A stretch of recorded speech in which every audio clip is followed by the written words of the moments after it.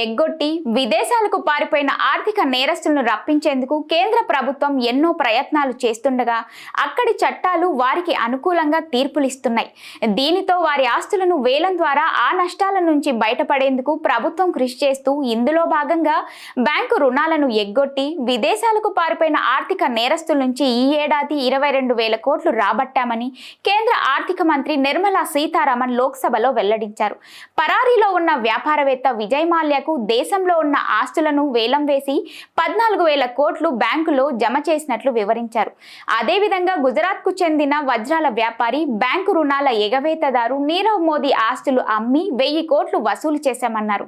మిగతా ఎగవేతదారుల నుంచి 7,000 కోట్లు వసూలు చేసి మొత్తంగా 22,280 కోట్లు వివిధ బ్యాంకులకు జమ చేశామని చెప్పారు. ఇందుకోసం ఎన్ఫోర్స్మెంట్ డైరెక్టరేట్, బ్యాంకులు సంయుక్తంగా ముంబైలోని స్పెషల్ కోర్టును ఆశ్రయించాయని చెప్పారు.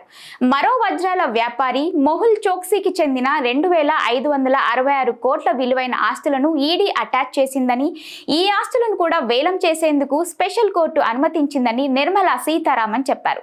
పంజాబ్ నేషనల్ బ్యాంక్ నుంచి తీసుకున్న సుమారు 13,000 కోట్లకు పైగా రుణాలను చోక్సీ చెల్లించలేదని తెలిపారు.